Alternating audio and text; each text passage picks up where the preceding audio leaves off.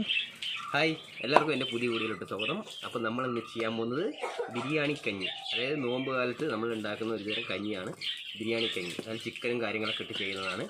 അപ്പോൾ നമുക്ക് ഈ വീഡിയോയിലേക്ക് കിടക്കുന്ന മുമ്പ് നിങ്ങൾ ഈ ചാനൽ ആദ്യമായിട്ട് കാണുകയാണെങ്കിൽ ഒന്ന് സബ്സ്ക്രൈബ് ചെയ്യുക. അതുപോലെ തൊട്ടടുത്തുള്ള ബെല്ലൈക്കൺ ഒന്ന് പ്രസ് ചെയ്യുക. അപ്പോൾ ഞാൻ ചെയ്യുന്ന വീഡിയോ നിങ്ങൾക്ക് നോട്ടിഫിക്കേഷനായി എത്തിച്ചേരായിരിക്കും. അപ്പോൾ നേരെ നമുക്ക് വീഡിയോയിലോട്ട് കിടക്കാം.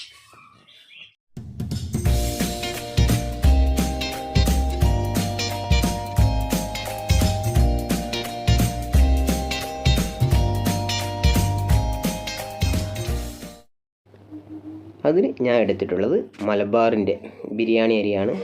1 കപ്പ് ബിരിയാണി അരി എടുത്തിട്ടുണ്ട്. അത് നമുക്ക് 2-3 പ്രാവശ്യം ഒന്ന് കഴുകിയെടുക്കാം. 2-3 പ്രാവശ്യം ഒന്ന് കഴുകിയെടുക്കുക. പിന്നെ ഒരു പിടി കൈയളവിന് നമുക്ക് പരിപ്പ് അതിലേക്ക് ചേർത്ത് കൊടുക്കണം. നന്നായി കഴുകിയ ശേഷം കുക്കറിലേക്ക് നമ്മളത് കഴുകിയിട്ട് അതിലേക്ക് ഇടുക. കുക്കറിലിട്ട ശേഷം 1 കപ്പിന് 2 കപ്പ് വെള്ളം ഒഴിച്ചിട്ട് ഒരു 3 വിസിൽ അടുപ്പിച്ചെടുക്കണം. 1 കപ്പിന് 2 കപ്പ് വെള്ളം ഒഴിച്ചിട്ട് ഒരു 3 വിസിൽ വരുന്നവരെ നമുക്കൊന്ന് വെയിറ്റ് ചെയ്യാം. കുക്കർ നന്നായിട്ട് അടച്ച് നമ്മൾ ഗ്യാസിൽ വെച്ചിട്ടുണ്ട്. ഒരു 3 വിസിൽ വരുന്നവരെ നമുക്കൊന്ന് വെയിറ്റ് ചെയ്യാം. അപ്പോഴേക്കും നമുക്ക് മസാല ഒന്ന് റെഡിയാക്കി എടുക്കാം. അതിന് ഒരു ചട്ടി അടുപ്പിൽ വെച്ച് കൊടുക്കുക. അതിലേക്ക് ഒരു 200 ഗ്രാം ഓയിൽ നമുക്ക് അതിലേക്ക് ആഡ് ചെയ്ത് കൊടുക്കാം.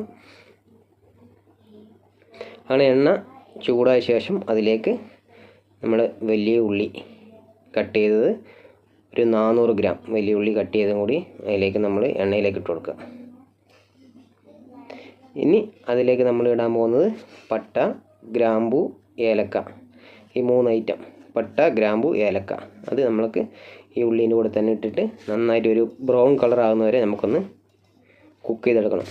അത് ലോ ഫ്ലെയിമിൽ വെച്ചിട്ട് നമുക്കൊരു ബ്രൗൺ കളർ ആകുന്നവരെ നമുക്കൊന്ന് കുക്ക് ചെയ്തെടുക്കാം. ഉള്ളി ഏകദേശം റെഡിയായി വരുന്നുണ്ട്. അങ്ങനെ നമ്മൾ അരി ഒരു വിസിൽ വന്നിട്ടുണ്ട്.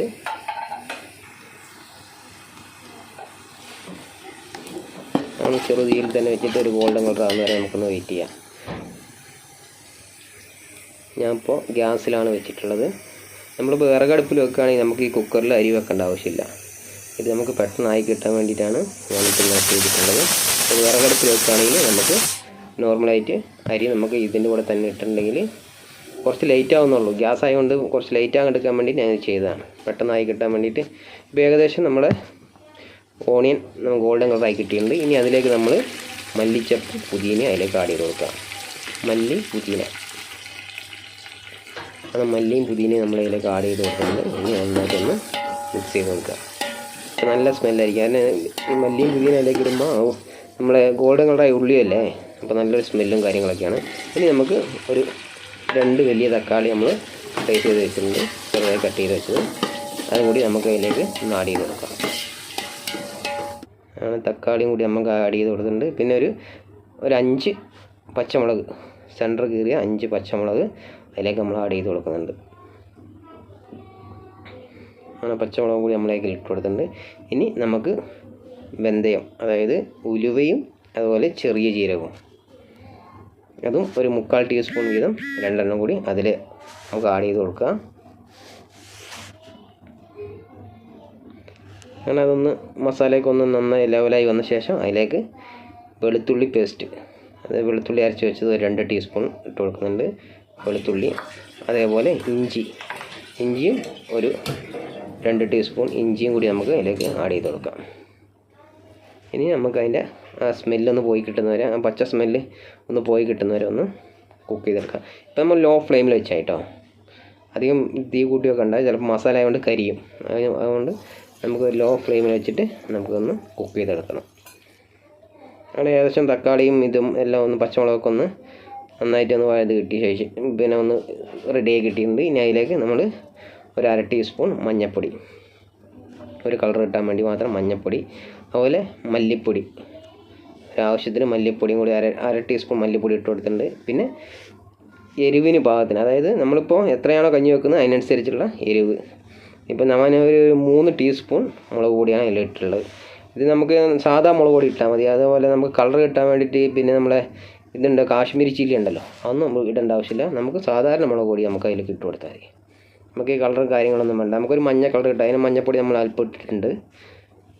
അങ്ങനെ നമ്മൾ അതും കൂടി ഇട്ട് കൊടുത്ത ശേഷം പിന്നെ ഗരം മസാല ഒരു 1/4 ടീസ്പൂൺ ഗരം മസാലയും കൂടെ ഇട്ട് ശേഷം നന്നായിട്ടൊന്ന്, അതായത് ആ പച്ച സ്മെല്ലൊന്ന് പോയി കിട്ടുന്നവരെ ഏകദേശം നമ്മുടെ മസാല റെഡി ആയി കൊണ്ടിരിക്കുന്നുണ്ട്. ഇനി അതിലേക്ക് നമ്മൾ നേരത്തെ നമ്മൾ വേവിച്ച് വെച്ച ചിക്കൻ, ഒരു 4-5 പീസ് ചിക്കൻ മതി. അതിന് കുറേ ചിക്കനൊന്നും വേണ്ട, ഒരു സ്മെല്ല് കിട്ടാൻ മാത്രം. ഒരു 4-5 ചിക്കൻ നമ്മൾ വേവിച്ച് അതിനെ സ്ലൈസ് ആക്കിയിട്ട് ചെറുതാക്കി പീസാക്കിയിട്ട് നമ്മളതിലേക്ക് ആഡ് ചെയ്ത് കൊടുക്കുക. ഇനി നമ്മൾ വെള്ളം ഒഴിച്ച് കൊടുക്കുക. നമ്മൾ എത്രയാണോ, ഇപ്പോൾ ഞാൻ 1 കപ്പ് അരിയാണ് എടുത്തിട്ടുള്ളത്, അപ്പോൾ 4 കപ്പ് നമ്മൾ വെള്ളം ഒഴിക്കുന്നുണ്ട്. 4 കപ്പ് വെള്ളം നമ്മൾക്ക് ആഡ് ചെയ്ത് കൊടുക്കുന്നുണ്ട്. ഇനി ആവശ്യത്തിന് ഉപ്പ് ആവശ്യത്തിന് ഇട്ട് കൊടുത്താൽ മതി. നമ്മൾ ആവശ്യത്തിനനുസരിച്ച് ഉപ്പ് അതിലേക്ക് നമ്മൾ ആഡ് ചെയ്ത് കൊടുക്കുക. ഇത് നന്നായിട്ട് മിക്സ് ചെയ്ത് കൊടുക്കുക. നന്നായി മിക്സ് ചെയ്ത് കൊടുക്കുക.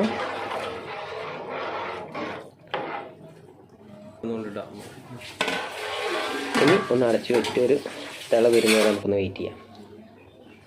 അപ്പോഴേക്കും നമുക്ക് ഒരു അരപ്പ് റെഡിയാക്കാനുണ്ട്.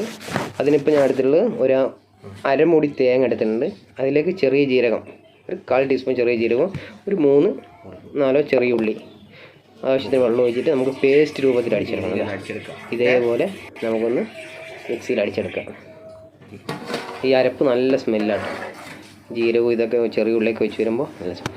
ഇപ്പോൾ ഏകദേശം നമ്മുടെ മസാല വെള്ളം നല്ല തിളച്ച് റെഡി ആയി വന്നിട്ടുണ്ട്. ഇനി അതിലേക്ക് നമ്മൾ നേരത്തെ കുക്കറിൽ അടിച്ചു വെച്ച നമ്മൾ ഇതുണ്ടല്ലോ റൈസ്, അത് അതിലേക്ക് നമ്മൾ ആഡ് ചെയ്ത് കൊടുക്കാം. ഇതിപ്പോൾ നമ്മൾ വിറകടുപ്പിൽ വെക്കുകയാണെങ്കിൽ നമുക്ക് ഇതിലിങ്ങനെ ചെയ്യേണ്ട കേട്ടോ. ഇതിലേക്ക് തന്നെ നമുക്ക് അരി കഴുകിയിട്ട് ഇതിലേക്ക് തന്നെ ഇട്ടാലും മതി.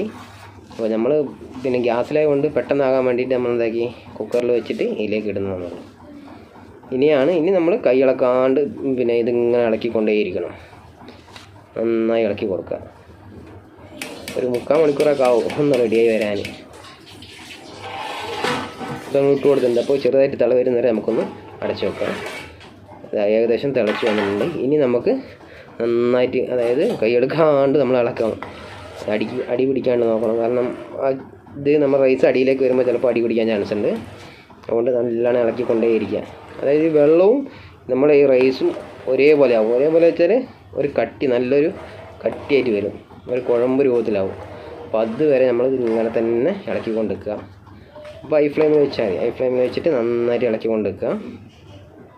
നല്ല ഇളക്കുമ്പോൾ ചോറ് നന്നായിട്ട് വെന്ത് ഈ വെള്ളവും ചോറും എല്ലാം കൂടി നല്ലൊരു കുഴമ്പ് രൂപത്തിലാവും. അതുവരെ നമ്മളിങ്ങനെ ഇളക്കിക്കൊണ്ടേയിരിക്കണം.